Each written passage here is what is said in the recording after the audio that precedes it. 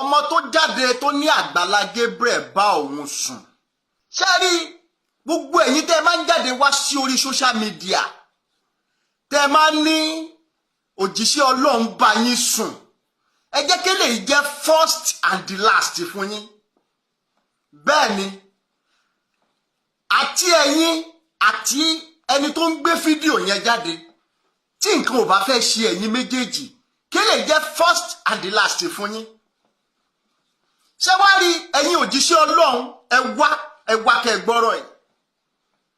Ṣé rí tó bá ní agbára láti fẹ́ ìyàwó méjì àbí mẹ́ta àbí mẹ́rin jù bẹ́ẹ̀ lọ tó ní agbára ẹ̀ tí yóò fi gbójú kúrò lára àwọn ọmọ ọjọ́ àbí àwọn ènìyàn ní fífẹ́, ẹ jẹ́ kó lọ fẹ́ ìyàwó kó ṣe márèjì pẹ̀lú wọn.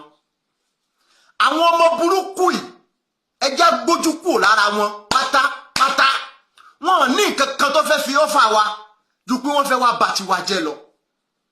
Ọlọ́run ẹ jẹ́ kúrò nínú òfin ọkọ kan aya kan, òfin burúkú yẹn ẹ jẹ́ ká kúrò ńbẹ̀, kò lè pè wá, kò lè pè wá.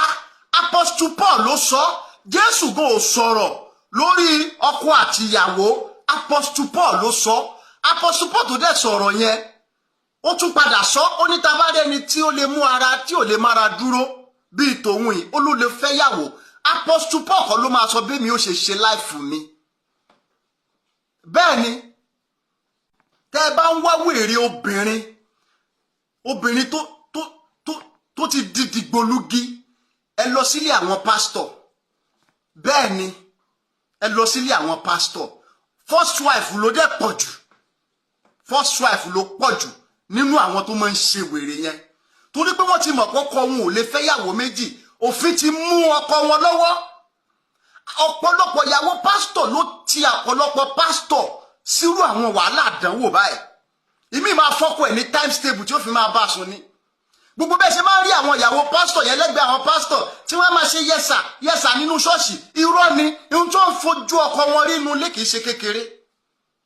Mo ti mọ̀ pé orí yín máa gbóná, ẹ̀yin náà ni mo sọ pé orí yín máa gbóná.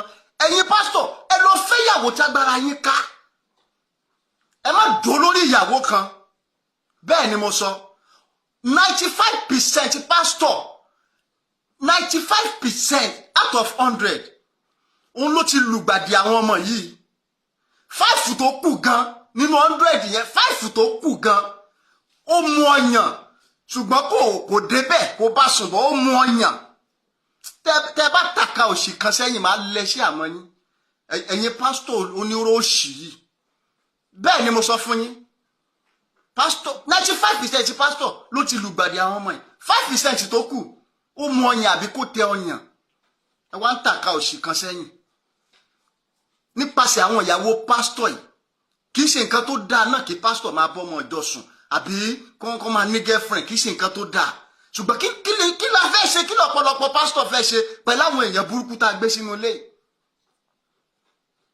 So ohun tí mo fẹ́ sọ fún yín òun nìyẹn. Ṣé rí àwọn ọmọ tó dẹ̀ ń jáde yìí nígbà tẹ́ ẹ wá ní pásítọ̀ bá yín sùn, ìyí pátá ẹ̀ ní wọ̀ wá ṣọ́ọ̀ṣì, ìyí bra ẹ̀ ní wọ̀ wá ṣọ́ọ̀ṣì, ẹ mọ wá ṣèdí bàlàbàlà òṣì níwájú àwọn pásítọ̀.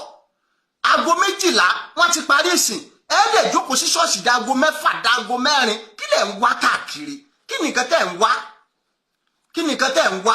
Tó bá tún bí yín dá àtẹ̀yìn àtàwọn tó ń gbé fídíò yẹn, ẹ tún wá sórí social media kẹ́ wá ní pásítọ̀ kan bá yín sùn nígbà tó ń fún yín lówó tí gbogbo ẹ̀ ń dùn.